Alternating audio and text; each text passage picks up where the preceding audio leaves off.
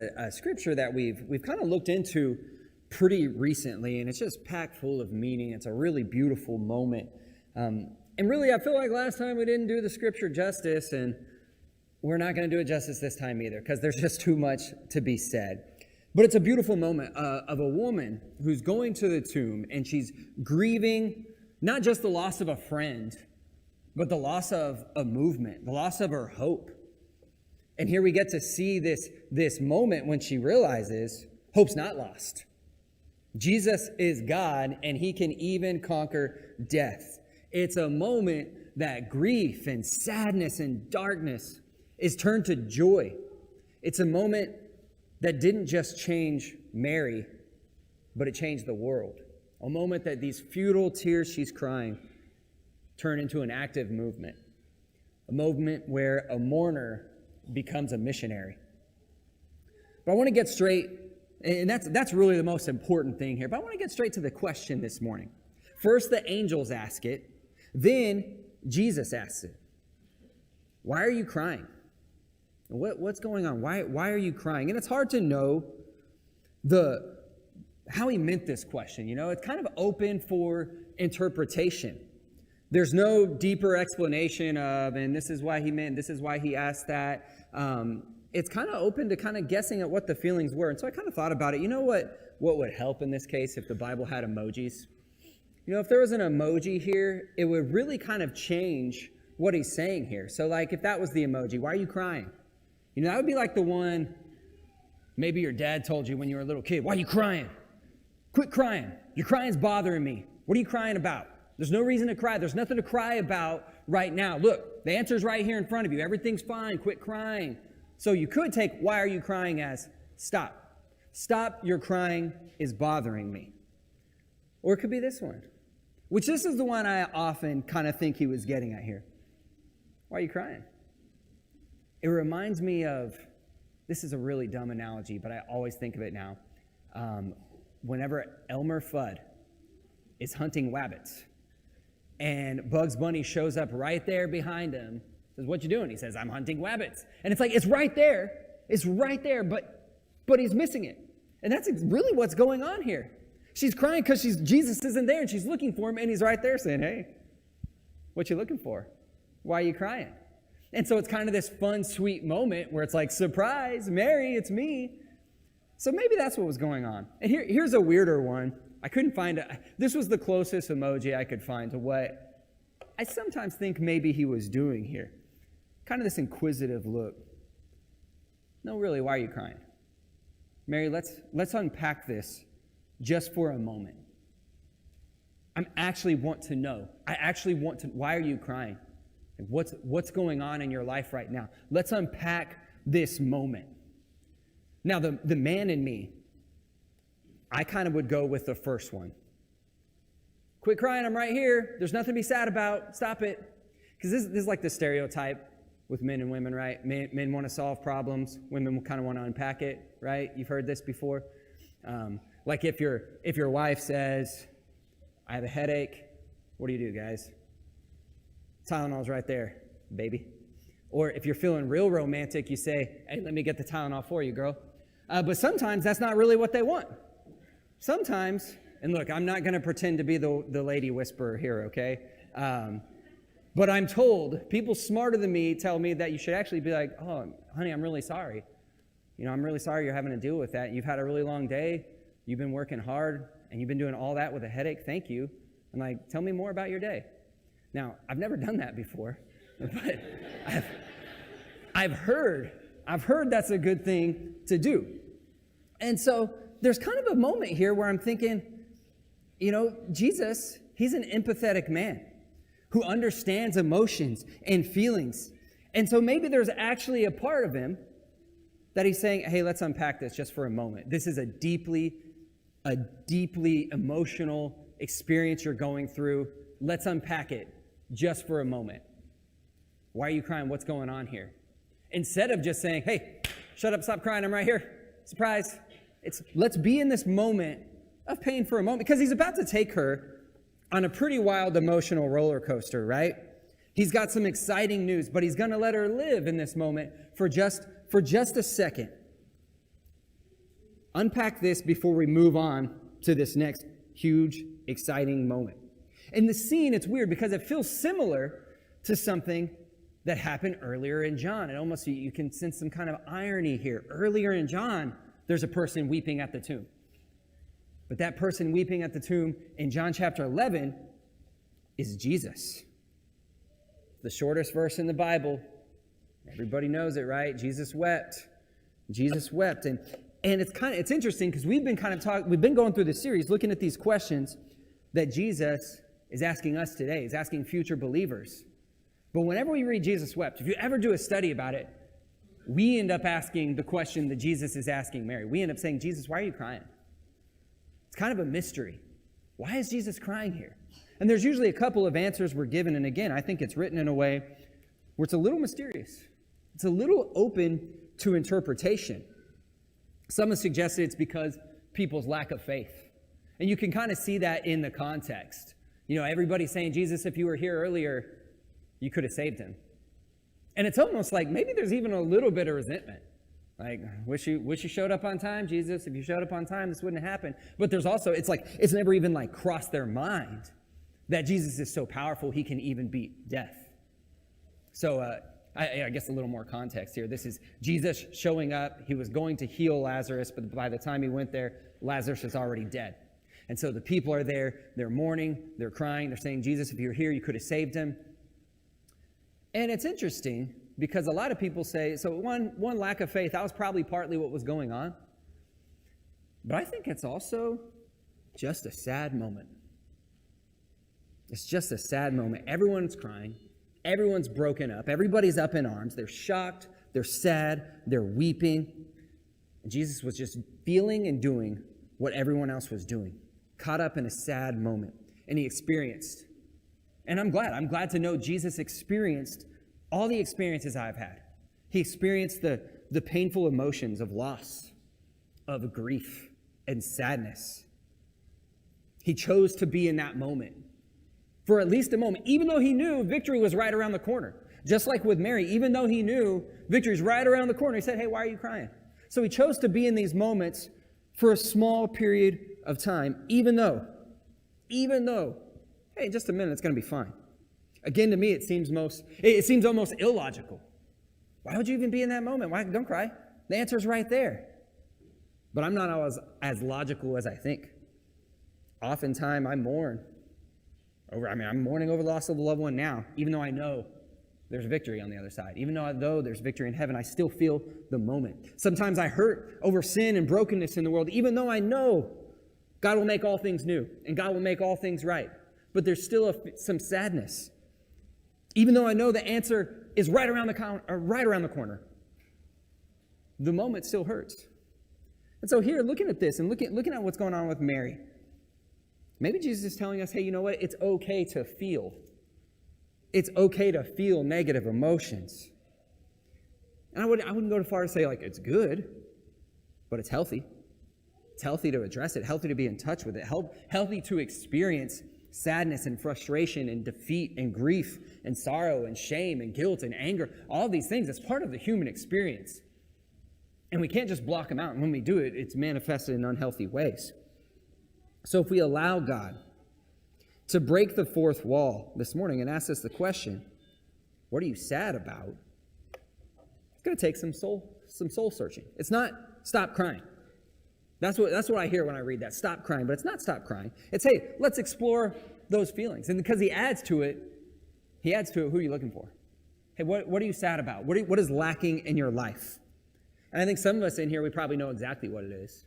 I can tell you what I'm sad about right now. I can tell you what's missing. I can tell you what's hurting me. I can tell you what I'm dealing with because it breaks you up and it's right in front of you. But a lot of us aren't very good at that. And I put myself in that category. A lot of us are good at blocking out negative emotions, at compartmentalizing pain and not allowing ourselves to experience or feel it, setting it aside because it's just too painful to address, too painful to handle, too painful to deal with. And I think, honestly, there's some space for that. There may be some moments in your life where you're just like, look, I got to go to work and be a parent right now. I can't deal with this. But at some point, we got to address these things that we've kind of pushed off to the side. At some point, we got to do the hard work of working through that. And again, I only speak for myself here, but maybe some people, not everyone, maybe some people can relate with this. But when I refuse to deal with my negative emotions and experiences, when I refuse to deal with my sadness or my discontentment or hurt feelings or painful injustices or shame, when I refuse to deal with these things, it manifests in one way. It manifests in one negative emotion: anger. Anger. It all comes out. Anger is oftentimes, for a lot of us, maybe more for men, it's oftentimes kind of a cloak for a deeper emotion that we haven't handled, that we haven't dealt with, that we're not allowing ourselves to feel. So maybe some of you need to ask that. Maybe that's Jesus' question for you. It's not, why are you crying? Maybe it's, what are you really mad about? Why are you actually angry? What's underneath that anger? After last week's message, several people asked me about the whole lying to yourself thing. Sometimes we choose to lie to ourselves because if we don't, we have to do something. We have this actions that we have to follow through with. Kind of like, hey, well, what do you mean by that? So I'll say this. One of the biggest lies we tell ourselves is, I'm fine. One of the biggest lies we tell others is, I'm fine. There's no problems here. Because if we admit it, if we're honest with ourselves and say, I really have this issue, I'm really broken up about something, then we have to do something about it. Then we have to address it. Then we have to revisit that pain that maybe we don't want to revisit. We have to do the hard work, maybe. If I say, I'm not fine, maybe we have to do the hard work of mending a relationship. Maybe we have to do the hard work of seeking forgiveness. Maybe we have to address this sin in our life that we're refusing to address. Or maybe we have to address this addiction in our lives. So an addict always will say, I'm fine, I don't have a problem. They don't want to go through the work of figuring out, what is this addiction addressing? What's beneath this addiction? What am I trying to numb here? And I'll say this, now more than ever, our society gives us so many different ways to numb pain, to feel numb. Screens, man. So any kind of screens, TV, phones. There's something, I'll be the first to tell you, there's something that feels kind of nice about just kind of escaping and vegging out, not having my mind active at all. But it's numbing something. And so maybe that's a question when he says, hey, why are you crying? Why are you sad? Why are you angry? What are you numbing? Why do you chase that numbing feeling? It doesn't make you happy. Doesn't feel good. It just numbs something. Drugs and alcohol are another one, way we numb pain. What are you refusing to deal with? What are you not addressing? Why do you seek that numbing feeling? I think we have a lot. I think our society now, probably more than ever, has a bunch of people walking around who are really feeling numb. Don't feel emotions, don't feel pain, kind of a shell of who they really should be.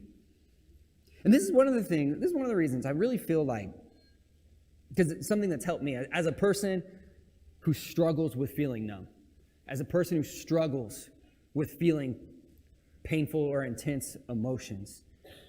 One thing that's really helped me is art. This is one of the reasons art is so important. Because good art, it makes us look at the depths of life and the depths of human emotion. And when I say art, I mean like creative art, like the one I really think of is music. Music really helps me. I love music. But also literature, writers, painters. I think the best artists are the ones that feel all of their emotions, that feel all they're addressing their emotions. And in fact, I think the best art is an artist addressing their emotions through art. They're letting that stuff come out. And some of the greatest art, it was motivated by that. I mean, have you ever looked at a painting and felt like this painting speaks to you? Or listened to a song or read an author and felt like, this person gets me. This is beautiful. You feel that because that art is inspired by intense human emotion and experience. And it's powerful. And sometimes it's really good emotions, right? Like a lot of the most famous songs are about love. But a lot of the really good songs that we love are about intense, painful emotions. A lot of the best ones that resonate with us are people dealing and working through things that many of us block out. And it's kind of putting those emotions in the forefront. Like I said, we love songs, but I found I really like breakup songs because they've resonated with me. Some of the most powerful songs are breakup songs. I was telling my kids the other day, I've never broken up with a person, but I've been dumped a lot. And so I relate with these things. Man, I Will Survive. I Will Survive, I think, is the best breakup song. We can fight about this later. I think it's Gloria Gaynor. Cake introduced it to me. Great song. Other powerful breakup songs. Cold Day in July. That's a tearjerker. Landslide, Stevie Nicks version. Somebody That I Used to Know. These are powerful breakup songs that really do speak to us. But some that are speaking to me more now, that have helped me. And this is really why I bring this up, is a lot of you know I'm mourning, still mourning the loss of my mom. There are some songs that help me access emotions that I have a hard time accessing as somebody who's numb. Wrecked by Imagine Dragons. That is a sad song. That song really, and you know, you think they're just some poppy band, but Wrecked by Imagine Dragons is a sad song about loss. Another poppy band that I'm not hugely into that I don't think is always deep. Maroon 5, Memories. Here's to the ones that we've got. Cheers to the ones we wish were here, but they're not. Like, dude, these are intense things. Guys dealing with grief and with pain, and they're putting words to it that maybe we don't have. And it kind of helps us to access those things. So art is a really important thing. In your bulletin, I put together a playlist. You can scan it with a QR code. It's kind of based on themes of this whole series that we've been through, Breaking the Fourth Wall. Some are more applicable than others. Some are definitely a stretch, but I had to fill up. I had to make a whole playlist, right? One of them is a song Manny mentioned when he did communion. So there's a lot of different things, and so it might be fun to listen to. It's kind of an eclectic mix. You may not like it, but think about some of the words, and some of these I've referenced here or there. So on your way to work or whatever, check those out. I got to make this reference to this art piece here. I think it's really cool. This is called Guernica. It's a painting by Picasso. I'm not going to pretend to be an art expert, but this one's cool. It's arguably his most famous painting, and it's really powerful. It was world-changing. It's an anti-war, anti-fascist painting. It depicts the bombing of a Spanish town called Guernica during the Spanish Civil War. It was bombed by Nazis. It's kind of dark. It's kind of sad. And it makes you and it makes the world face the atrocities of war. And it really shined a light on the Spanish Civil War. It was one of the reasons it was so popular. But it's just, I kind of use this as an example of how art beautifully and powerfully sometimes shows us the things that we don't really want to see, but we need to. And in doing that, it makes us whole. It makes us less of shells of people. It forces us to address the things that we don't want to address. And so it both touches us and challenges us. There was Picasso lived in Nazi-occupied Paris, and this painting was becoming really famous. And there was a Nazi who came up to a member of the Gestapo who came up to Picasso, and he saw this painting. I think it was on a postcard, and he said, "Wow, you did that?" And Picasso says, "No, you did that." I love that. The guy was witty.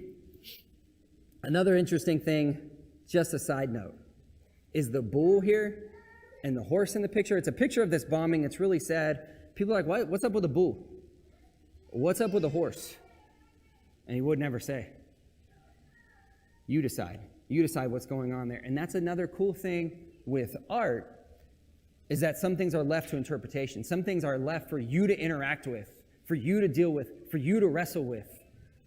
And I believe, especially in John, that happens with the Bible sometimes too. We need to interact with it. We need to wrestle with this. We need to talk about it. We need to think through. It needs to generate conversation. And so John, we've been kind of looking at as art. It is history.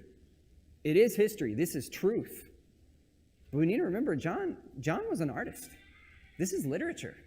And I think sometimes some of these things we're wrestling with, he meant that way. He wanted it to be unpacked with. He wanted it to generate conversation. He wanted us to kind of guess and say, hey, why is Jesus weeping? Hey, what did he mean when he said, why are you crying? There's some interesting things going on. That's just a side note. But anyway, all this to say, art, for me, and especially music, has a way of helping me connect with emotions that I have a hard time accessing as somebody who's kind of numb. And it kind of puts that on the forefront, and it helps me find ways to express it. And so I want to offer that to you, using that stuff as a tool. One more song that I got to mention here because I think it fits with the whole message of what I'm trying to get at. And it's another one. It's another one about